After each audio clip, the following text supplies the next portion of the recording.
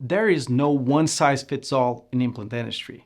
Each patient is unique, which means each clinical challenge requires different tools. In this episode, Dr. Sonia Leziy, periodontist from Canada, told us which implants she uses for each indication to optimize her clinical outcomes. To find out, stick with me for the next 10 minutes. You're watching Straumann Open Mic, Special Edition EAO Geneva 2022.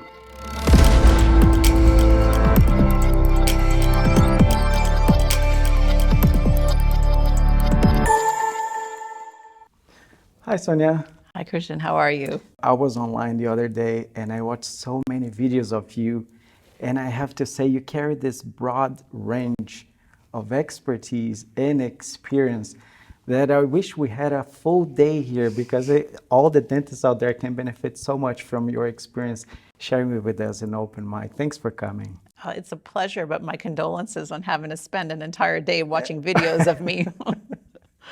I always come with the joke. I say, a Formula One car can be as fast as a bullet indeed, but it helps you in no way if you have to go a Paris-Dakar rally. You would just dive in the sand. So we need the right tools for the right indications. Mm-hmm. And you use within the Straumann portfolio implants like the BLT 2.9, the BLX, and the tissue level, and the newly launched TLX.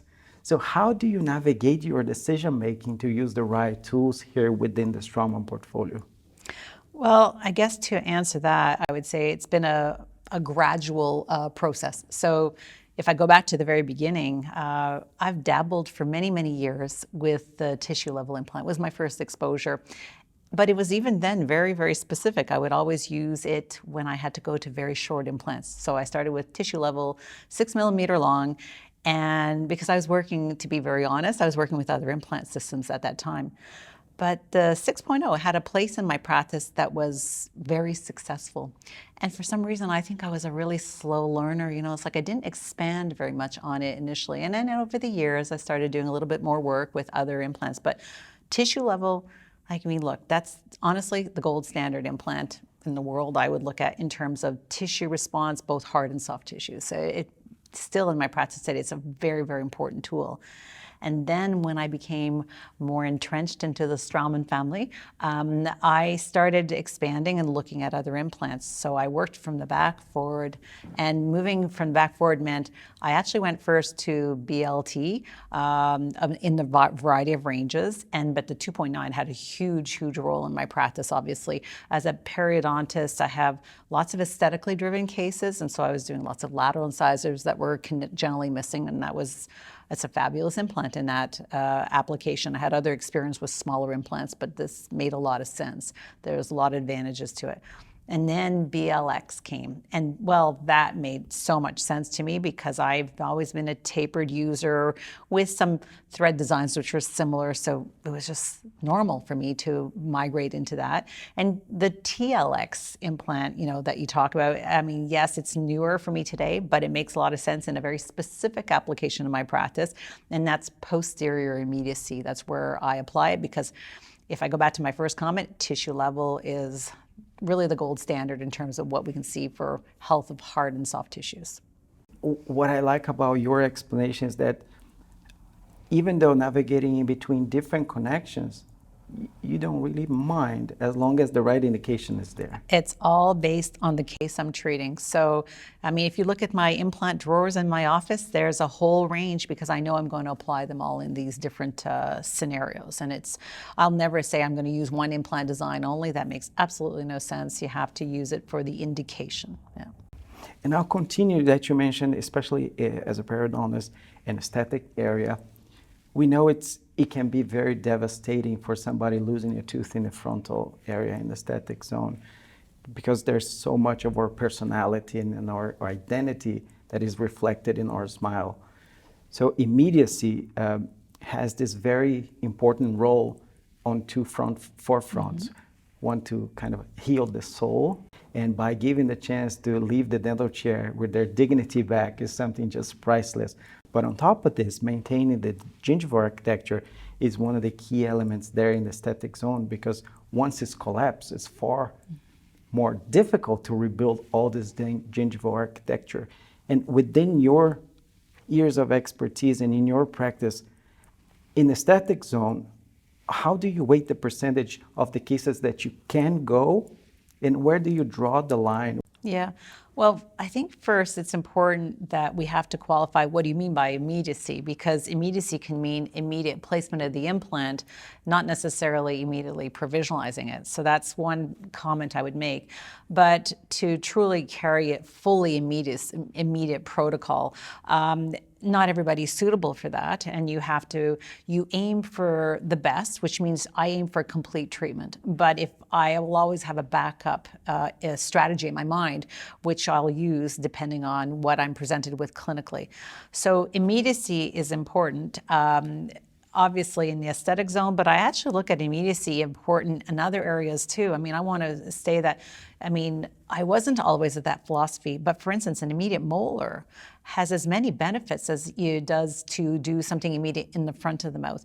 Because you talked about anatomy of tissues, I'm 100% convinced that when I can extract a tooth, front or back, doesn't really matter, place an implant right away, as long as I have good primary stability.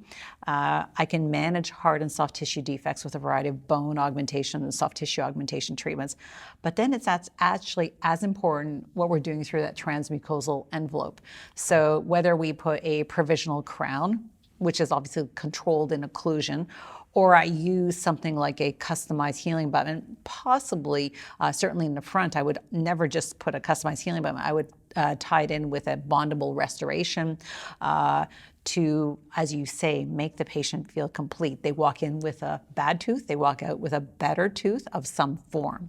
But to translate that, to think about, there's a lot of benefits in the posterior. What is it? Think about it. I look at anatomy of tissues around posterior crowns.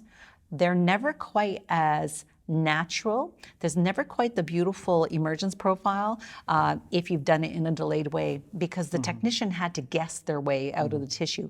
Versus I pull a tooth out, I look at the soft tissue anatomy. If I maintain that anatomy right away, guarantee you're going to have the most beautiful emergence profile, which is important for hygiene. It's important to eliminate gingival embrasures front and back of the mouth. That leads exactly to my next question about the posterior area, because you mentioned to come from our classic tissue level and then also trying the TLX system.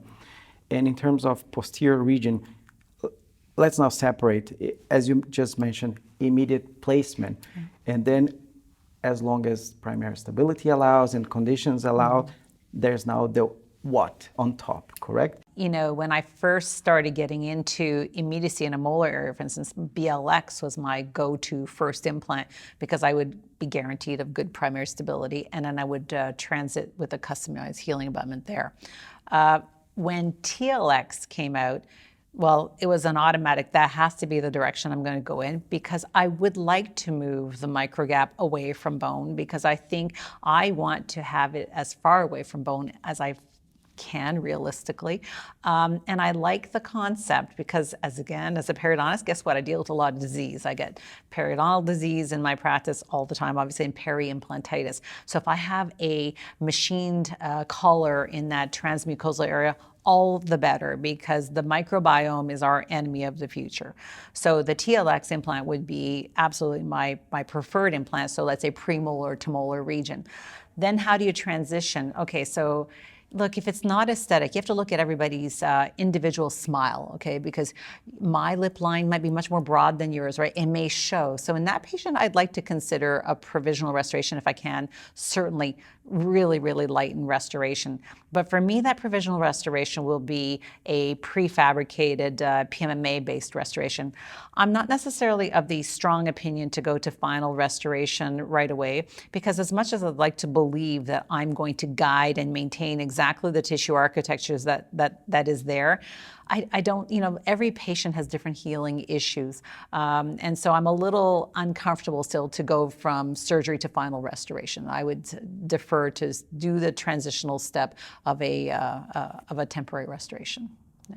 And speaking of immediacy or immediate placement in the posterior zone, how has digital technologies really impacted your workflow today from all the touch points from the planning, surgery, and restoration, because the three different completely elements that digital technologies can help.